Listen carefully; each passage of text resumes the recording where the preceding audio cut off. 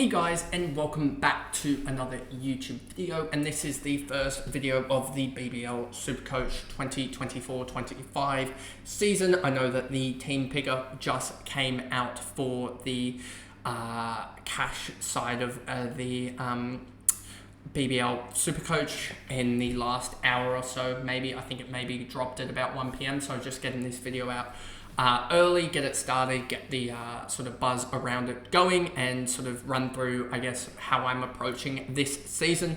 Just wanted to point out that the season starts on the 15th of December, and I won't have any videos about the actual season like I do with most of the AFL and how I did it last year about the game reviews and stuff.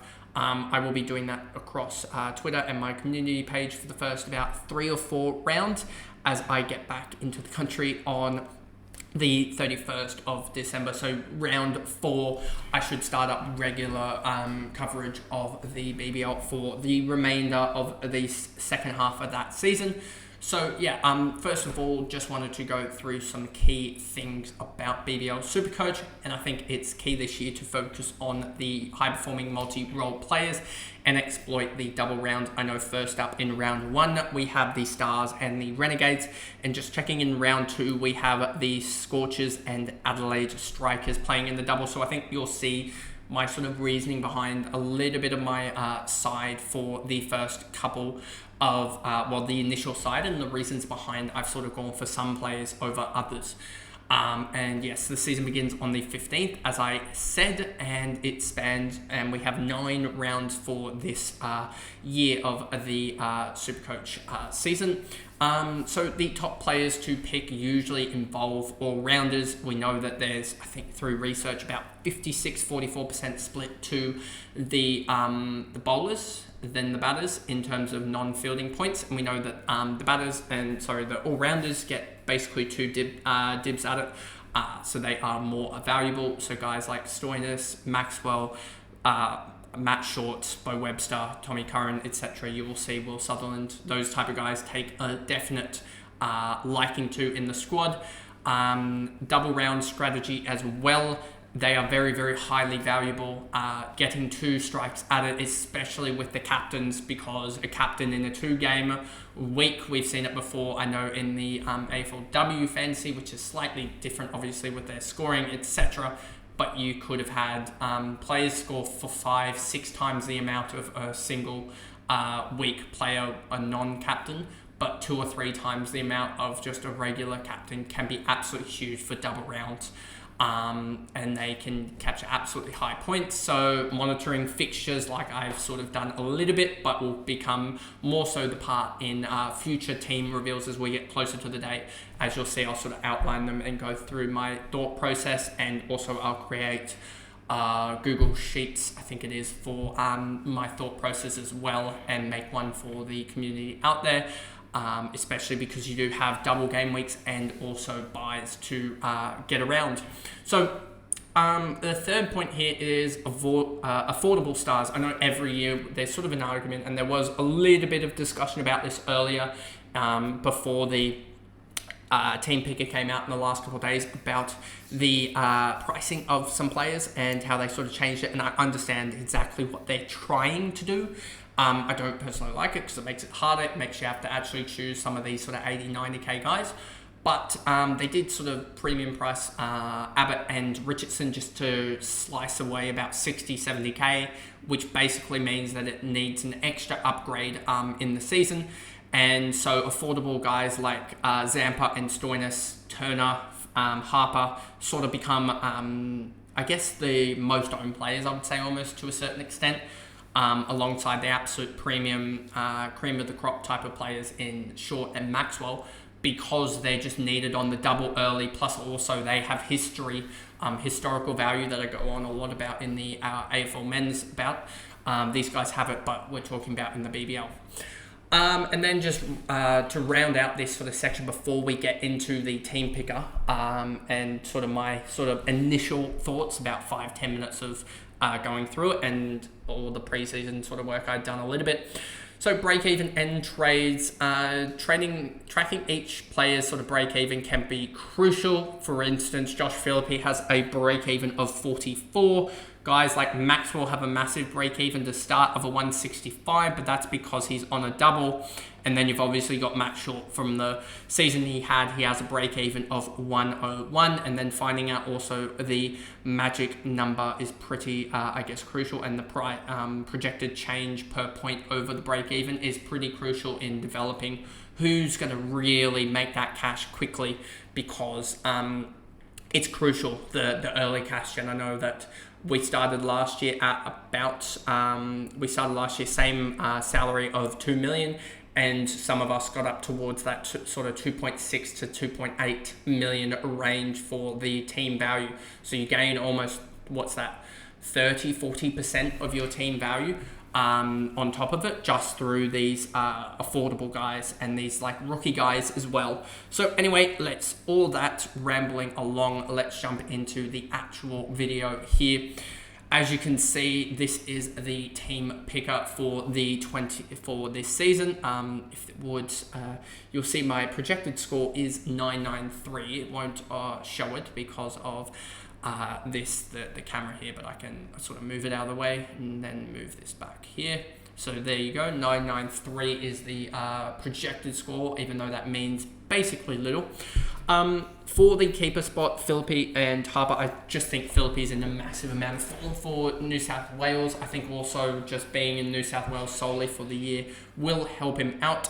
And then Harper is one that I've sort of been on about this year, and this is just looking at the underlying numbers.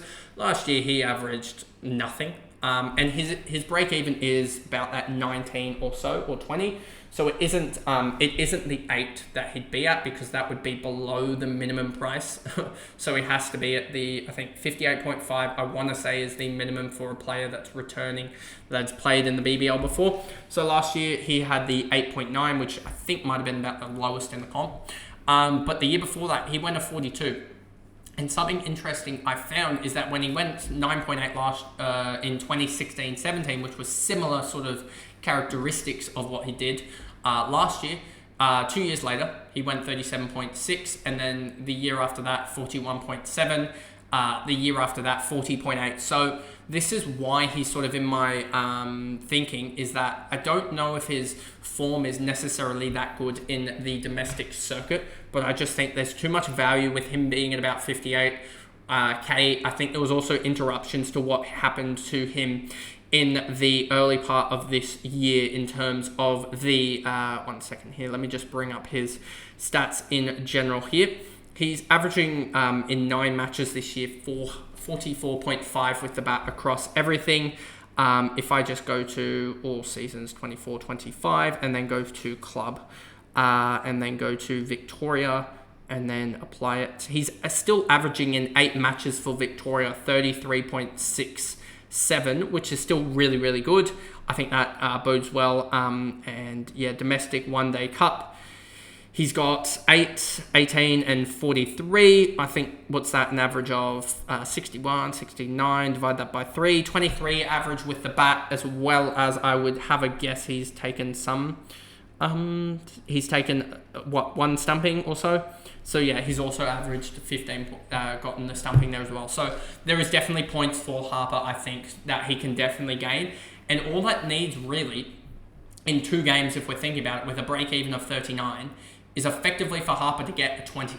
A 20, and he's probably going to get some money.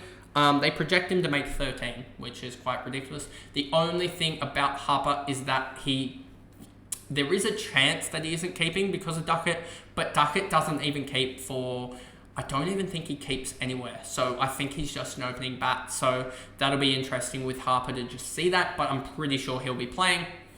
Then we get to the main part of it, and I think you can sort of see the strategy here and how I've sort of gone with BBL norms, or the status quo of the batters, filling the batters spots with basically just all-rounders and bowlers. Anyone that's got the bowler tab, that's why I was sort of annoyed that Abbott didn't have the bowler, because he would go there and then you put another bowler only in this type of tab here. But you can sort of see the interchangeability. I've already got two all-rounders in the bowlers tab there. But the batters are basically filled up with all-rounders. And then the bowlers are, you're going to fill them up with all-rounders as well. But you're also going to fill them up with bowlers that take a lot of wickets. So Matt Short, you're always going to start with him. I think he's going to be the most valuable player. And yes, he does have the double in round 2 and not round 1. And he is probably going to not... he's probably going to lose cash. I don't think he'll average 103. But you see last year, he still averaged 78. The year before that, he averaged 68. The year before that, he averaged 17. I don't think he'll do that. The year before that, he averaged 22. And the good thing about him is that we actually get to see his how well he's going in the T20 format, even though he's going really well in the basically anywhere else. He scored 80 against... he's basically played one game this year that's been tracked, I think, and he scored an 80. I don't remember what he did. He also played for Australia against England, so he's been doing well there in that ODI series I think they had. And they'll have other games. I think they play Pakistan in T20s. Don't quote me on that, but I'm pretty sure he just got named in the squad today as well for that. And there is also potential leadership opportunity there. But we'll get to see how he's going as well in that and see what him, and also I'm keen to see what role, if Stoinis was named in that squad or not. I need to just double check with that squad. Abbott, Bartlett, Connolly, David, Ellis, Fraser McGurk, Hardy, Inglis, Johnson, Maxwell, Short, Stoinis, Zampa. That is exactly what I want to see, because we get to see how Abbott's tracking. We get to see also how Hardy's tracking as well, who is someone that I've considered. We also get to see Short and Maxwell and Stoinis and Zampa, so we get to see some underpriced guys as well. And I want to see if Stoinis gets overs, because if he's getting overs for his country, he's probably going to get overs for his club side in the Stars, even though you have Bo Webster there as well. As you've got these 4 all-rounders, which is quite could be a little bit tedious. Maxwell probably going to be captain, I would say, in the double as well, just because of how good he usually plays. I think he'll bat probably 4 or 3. He's probably 3 or 4, and then you'll have probably Stoinis at 5, I'd suspect, and Curran at about 7, and Webster at 3 or 4, depending on Maxwell.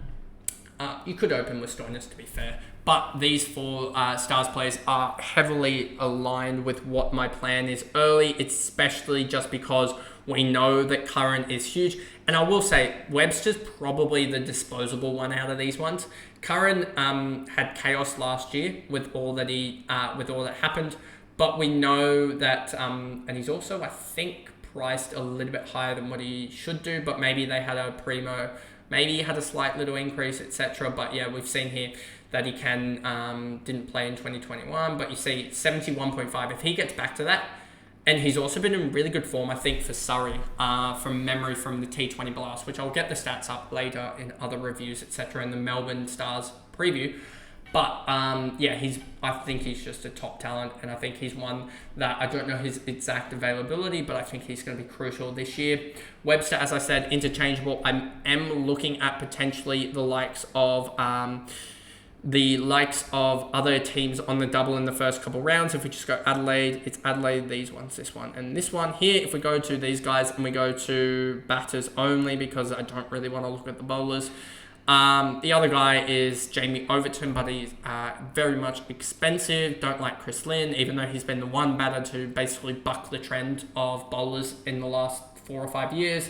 Batter only. Mitch Marsh probably got test duties to worry about anyway. Josh Inglis could also be in the keepers, but I wouldn't put him in the batter only slot there anyway.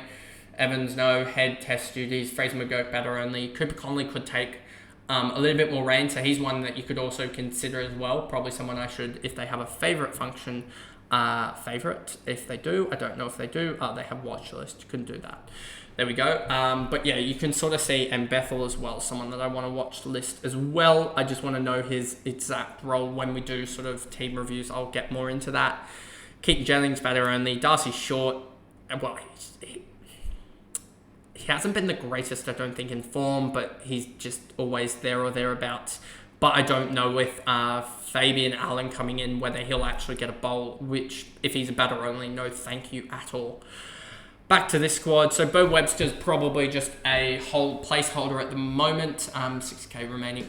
Turner as well. I think there's better for him this year. But I need to remember what's good with him, if he's might be injured or not. I just need to remember Ashton Turner. I should probably search this up anyway, but Ashton Turner injury. Let's just see. He could be injured. But let's just see. Nursing an injury in the last until it came to head. That was last year. Do we have any updates for Ashton Turner injury? Returns from injury, yeah. So he was definitely playing for WA, I think, in their collapse that everyone's been talking about recently. I just need to remember with their all matches and Perth what's going on with the what's he doing necessarily. I don't think he bowled in the chaos that was that 53 all out, but he definitely played. He just got out to Webster, and I just want to see if there's any Shield games that he played recently and what's to go with him there on that front. If it will load, didn't bowl in that one, but then he wasn't actually playing for the Shield game. Okay, so that's interesting. He's definitely a watch, I would say, with regards to him, but at 70k, he's done 34 in the past, we've seen, and that 34 as well, if we go down to it, do you have the season stats here for the 34, and this is the point I'm trying to make here. That was last year. We don't need that. We need the 2022-23. You'll see here that he had 2 wickets in it as well, so meaning that he bowled 19 dot balls as well. And then the season before that, he had a wicket as well as 8 dot balls, as well as huge amount of runs. The season before that, he had just dot balls, didn't actually take a wicket. The season before that, didn't take a wicket, but didn't have the best campaign. And then the season before that, he didn't take a wicket as well. So he's sort of part-time-ish, but I wonder with Hamish McKenzie moving over, and you can see here, that's 5 wickets there. So he took 5 wickets in 2016-17, whether he might get a bowl more so because of all of the changes to the Perth Scorchers lineup. If we actually go to it, I'll just show you quickly what I'm talking about here. If we go bowlers only, it should help. You can see here, their best spinner, well, it's Cooper Conley, Agar, and then that's pretty much it.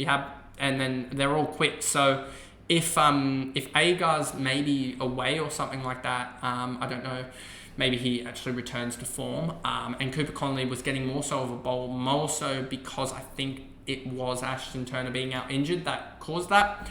But I think that Turner could come back, and even just if he bowls 1 or 2 overs here or there, he can take the handy wicket, and that'll just mean that he goes up 23 break even. If he hits it, if he gets 1 good innings, he can just rise up in price very quickly. But he's one that's probably just a placeholder at the moment. Constance, I just think probably gets a game, but also need to probably rejig this a little bit just to give me some more cash on the bench so that I'm not left out exactly. Sutherland, 132k, yeah, he's just sort of a must, I think, with the early double and being an all-rounder as well. You can easily fit him into the batter slot if you needed to and you wanted to go another bowler, that because of the norms of bowlers outscoring batters. Abbott, even with the price change, I think him priced at 44. With the non-early double, it could be interesting, but also with the Sixers losing Tom Curran and sort of replacing him with, Akil Hussain. I think he bats in front of Hussain, which means that he gets up the order 1 more. I don't know if he was batting 8 or 7 necessarily last year, and what was the go with that, but I think you just saw him have a really poor last year. If we look at the points-wise, he only took 7 wickets last year, and only scored 18 runs, where if you look at the season before that, scored 34, but took, I think that's 25 wickets. I know in an extended season, in 13 rounds rather than 9, I think it was 4 more games. But you can just see if he gets back to his best, he's a lot better. I think also, if we look back quickly here at the season before that, he didn't bowl his best. You can see economy rate only 10 points worth, whereas the year before it was 80. And the season before that, 65 and 110 there. He's also a really good fielder as well, which helps. So I think he's just one that's underpriced. Jai Richardson, early double in round 2, so that's sort of the thinking behind him, as well as the fact that I just think he gets back to his best. Didn't have a good season last year, but I think he can get back to his best for the likes of Perth, and took 6 wickets last year, I think it is, and the season before that took 15. So just, you can see the gap there, as well as I think economy rate bonus-wise just struggled last year. So yeah, hoping for a better season, and also he can contribute with the bat, which helps. So yeah, just hoping for a better season. You can see the 1,095 from 2020-21 season, which was an average of, I think, let me just check here, 64. So that's where his best lies. He's priced at 44. I think he's one that you can almost carry through the year. Hopefully it's a better outcome than we had it last year with him when he was just draining cash. Fabian Allen is probably the only international player I'll go with to start, or a new international player, I should say, just because I think he's a genuine all-rounder from memory. And I don't know there's no notes, so he's priced. I don't get this exactly. I think this is slightly off and slightly broken. But yeah, I think he's just one that can outdo the, what's the 117 price tag? It's 39. I think he can outdo that as an all-rounder, to be honest with you. And I'm pretty sure his stats say that he's about a 130 strike rate in T20 cricket, if I remember from my slight research. But that's something that I'll go to in more detail in the next sort of 3 or 4 weeks, I would say.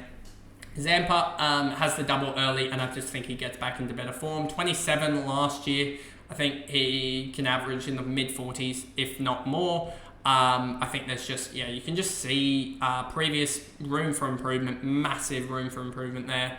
He's had many seasons where he's averaged, there's none that he's averaged actually in the 27 like he did last year before. So the previous worst before that was 35, then it's like 40s if I remember correctly. So yeah, I just think he's one that can really, really jump up. And then you have Buckingham. I think he's been doing really, really well for, I think it's SA. I think he's a South Australian boy, and I think he's been doing pretty well there. And then Solzy, I just think he potentially gets a game, and he's probably the closest we will get out of the rookie guys. So we'll see if he gets a game, as he probably could get a game over Hatcher, as their bowling lineup last year wasn't the strongest, the Thunder, and I don't know. They did add Lockie Ferguson. I don't know what his exact availability is, but we'll see about that, and we'll see how Solzy, if he does get a game. And then the flex player, which is definitely new, had to actually look up this, which is the selected 12th player from any position in your as your flex player. Their starting lineup will now consist of 12 players. The score will be best 11 each round, with your flex player providing additional cover and strategies, etc. I need to just double check if this actually is your best 11 players from your starting 11, including your flex player, including up to 3 selected emergencies to replace 3 players on your starting lineup in matching positions only as selected emergencies on your squad who don't play that round. The remaining players on your bench do not add points to your team.